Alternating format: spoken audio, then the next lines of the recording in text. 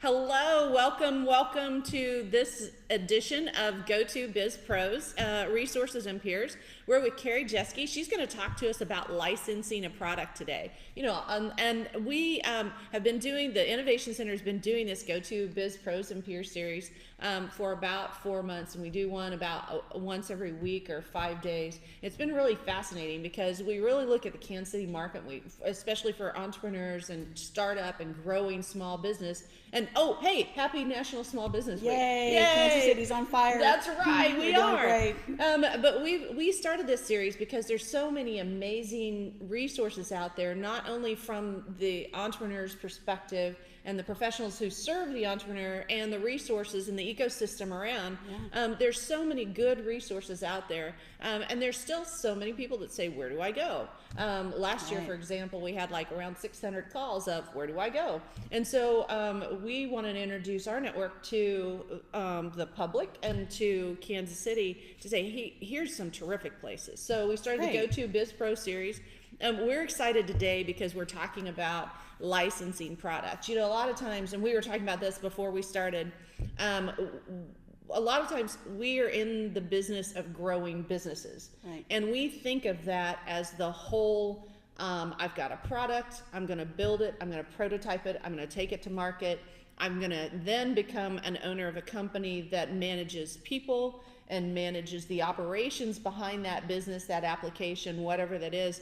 We have a lot of inventors and creatives and people that have product and ideas that maybe that's not their thing. Exactly. Maybe that's not it. And maybe their business model is to license and to roll out product and then keep creating. So I so appreciate this because we spent a lot of time talking about the business plan and the numbers behind it, everything like that. You still have to have a plan, but you offer a different, unique solution. So thanks for joining us today. Happy to be here. I love what you're doing here. After this, I'm going to do a little video of my own on your place. There I you just go. love it. That's It's a great great. opportunity here.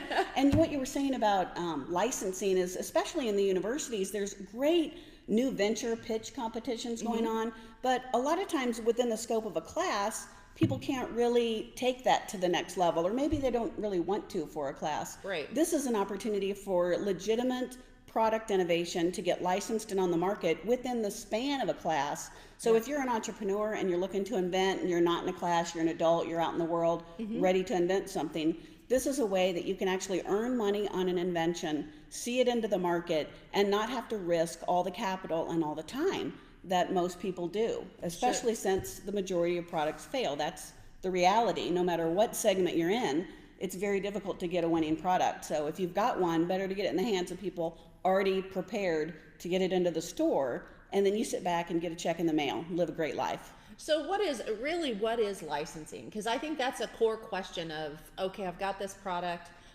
There's always that element of, am I licensing it at the right time? Have I developed it to a certain point that it's worth something? Whether it's a look at a value of your product yourself, or sometimes it's greed. Sometimes it's a good, healthy combination of both that drives into the marketplace. But when you get down to the businessing of it, what is licensing? Licensing is really about just turning over your product concept, whether you have IP protection or not.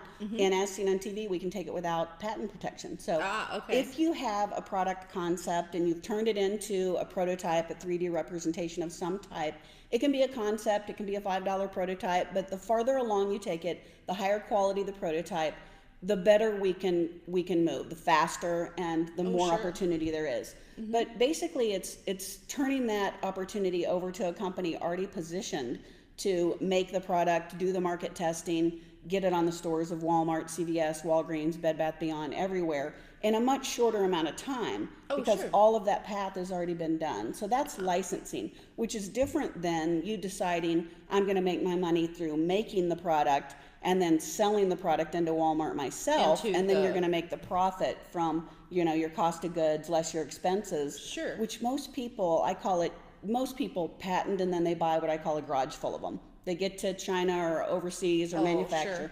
They have a garage full. Usually they're in $50 to $80 to $150,000 at that point. And most of them have not done the critical market viability testing that they should have done at the very beginning that would have told them, should you even move forward at all? Maybe it's not a good use of your money. Maybe it's too high risk.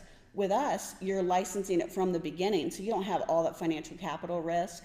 All you're really doing is making a well-made prototype, getting it over to our team, and then we're going to spend money to do market viability testing to determine are people even interested in buying this. So that's a real core piece. So if you're looking at developing that product, and of course this is for someone who, again, if you're a startup and you've never been in the business world, there's a whole operation behind that if you're going to take it to market yourself. And knowing kind of where that marketplace is, we talk a lot about network. I mean, that's what the GoTo Biz Pro series is. You've already got that built-in network that's already going to take that product through and to the iteration. I love the fact that there is, once you have that prototype, you are doing market viability. There's still a potential there for people not to love the product or the market not to adopt. You may be ahead of the game, you may be another Me Too, or you may be that perfect product that goes on the shelf. And that's what we're looking for. But a lot of people, what they do is they buy the garage full of them and they haven't done the market testing. So let's run an example. They buy the garage full of them, they start selling it out wherever they sell it, and the market says, we love your product, but it's red and we really wish it were blue. But you've got a garage full of red. You got 60,000 and you shut of them your back 401k there. And you've got debt on the credit cards. And so you're in a financial pinch. You cannot respond to what the market's telling you.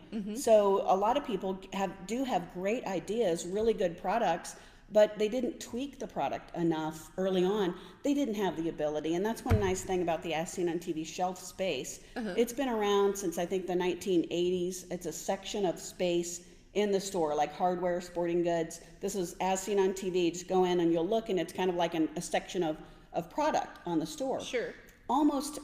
Many of the products in that section are independent inventors that have invented these products, whereas any other place in the store, you're going to find mostly new product innovation coming from companies that already have shelf space. So it's more difficult as an independent inventor or new venture. So that really is the entrepreneur that's right there on that As Seen on TV. I've got to tell you a quick story. I have a nephew who loves the As Seen on TV. So for Christmas and his birthday, we always know what to get, and it doesn't really matter as long as it's got the As Seen on TV on it. He's happy with it. So so that's kind of fun for us too, because we do know it's that local inventor, it's that individual, and that's got a specific price point to it. And maybe As Seen on TV, everyone knows it, but it might not be quite the right thing. So we were also talking about. There's a difference between being able to take your product and it's a back office function of being able to take your product. There's a price point here, or you also have the I go here because I've got a book, see. So we've got a price point that goes along with As Seen on TV for the ultimate end product. So after market viability testing, after you go to mass scale, there's a price point that we all have to be mindful of. However, you've also, along with that, when you look at other inventions, you've got the ability not just to do the As Seen on TV, but you actually have the ability to take other products to marketplace that might not be the appropriate venue, but you can find those because you have the network already in place. What I've really tried to do is build an opportunity for people with good products to get them to market quickly. So the very best play for any inventor, if they have a mass market product that's under $50, that's physically small, that's the criteria. If you have that, the best place is the As Seen on TV shelves because the volume there is so much higher. A successful product rollout will sell 5 to 8 million pieces a year, which is huge. And it'll also get on the store shelves in 6 to 18 months, which is lightning fast. So this offers some unique advantages. But the reality is most products do not fit the As Seen on TV criteria. Under $50 is what we shoot for, $19.99.